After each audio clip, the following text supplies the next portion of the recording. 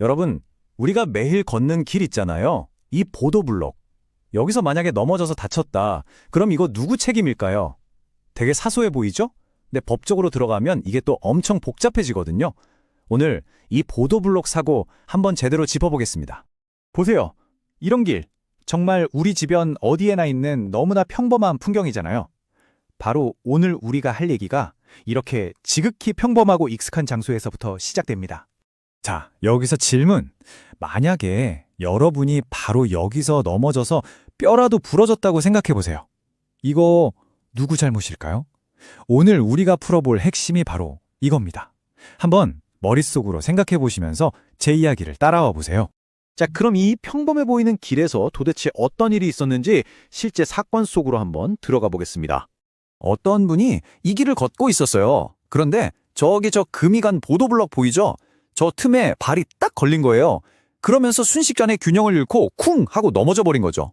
그냥 살짝 긁히고만 게 아니었어요. 결과는 발등뼈 골절, 뼈가 부러지는 꽤 심각한 부상을 입게 된 겁니다. 자, 이렇게 그냥 넘어졌구나 하고 끝날 일이 아니게 된 거죠. 이 사고는 결국 법적인 다툼으로까지 번지게 됩니다. 과연 이 책임 누구한테 물어야 할까요? 다친 분의 주장은 아주 간단하고 명확했어요.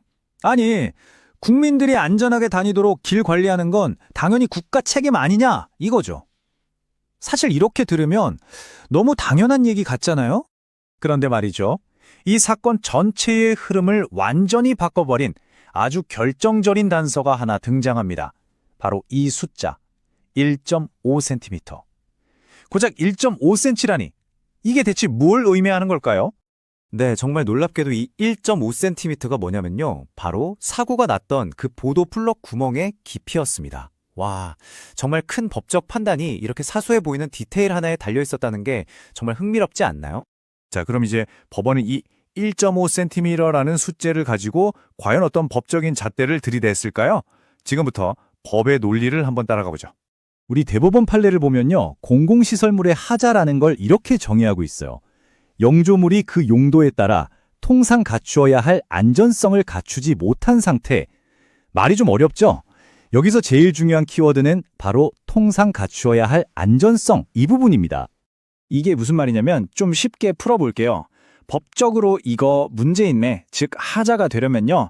첫째, 우리가 보통 생각하는 안전 수준에 미치지 못해야 한다는 거예요. 둘째, 그 안전의 기준이라는 게 사회적으로 이 정도는 좀 심했다라고 할 만한 수준이어야 하고요. 그리고 아주 중요한 건데 그렇다고 해서 모든 시설이 막 완벽하고 티끌 하나 없이 안전해야 한다는 뜻은 또 아니라는 겁니다. 그리고 진짜 중요한 포인트가 있어요. 이 보도블록에 법적으로 문제가 있었습니다 라는 걸 증명해야 하는 책임 말이에요. 이게 국가한테 있는 게 아니라 바로 다친 사람 본인에게 있다는 겁니다. 이게 정말 핵심이에요. 자, 그럼 법원은 이런 원칙들을 가지고 과연 어떤 결론을 내렸을까요? 이제 이 이야기의 하이라이트로 가보겠습니다. 결론은 국가 책임이 없다. 이게 법원의 판결이었습니다. 아마 많은 분들이 왜? 하고 좀 의외라고 생각하실 것 같아요. 아니, 왜 이런 판결이 나왔을까요? 법원이 이 1.5cm라는 깊이를 예전에 있었던 다른 사건들하고 비교를 해본 거예요. 보통 법원에서 이건 국가 책임이다라고 인정했던 사건들을 보니까 구멍 깊이가 막 4cm, 5cm는 됐다는 거죠. 거기에 비하면 이 1.5cm는 뭐랄까 사회적으로 받아들일 수 있는 위험 범위 안에 있다고 판단한 겁니다. 그러니까 법원의 생각을 정리해보면 이런 거예요. 첫째, 1.5cm 정도의 흠은 사회 통념상 감수할 만한 위험이다. 둘째, 현실적으로 바깥에 있는 길을 어떻게 완벽하게 평평하게 다 관리하냐? 그건 불가능하다. 그래서 결론적으로 이 사고는 시설물 문제라기보다는 어쩌면 길을 걷던 분의 부주의 때문에 일어났을 가능성이 더 크다고 본 거죠. 자, 그럼 이 사건이 그냥 옛날에 이런 일이 있었대 하고 끝나는 게 아니라 지금 우리에게는 어떤 의미가 있을까요? 마지막으로 그 부분을 한번 짚어보죠. 이 사건이 우리에게 알려주는 가장 중요한 건 바로 균형인 것 같아요. 책임이라는 게 어느 한쪽한테만 100% 있는 게 아니라는 거죠. 공공장소를 잘 관리해야 하는 국가의 책임도 있지만 동시에 그 길을 걷는 우리 시민들 스스로가 조심해야 할 책임도 있다는 것. 이 둘 사이의 균형을 법은 이야기하고 있는 겁니다. 다시 우리가 맨 처음에 봤던 이 사진을 한번 볼까요? 어떠세요? 이제 이 평범한 보도블록이 좀 다르게 보이지 않으세요? 우리가 매일 그냥 아무 생각 없이 걷던 이 길 위에도 사실은 이렇게 복잡한 책임의 문제가 숨어 있었던 거죠. 결국 이 사건은 우리 모두에게 하나의 질문을 던지는 셈입니다. 단순한 흠과 위험한 결함, 이 둘을 나누는 경계선은 과연 어디일까요?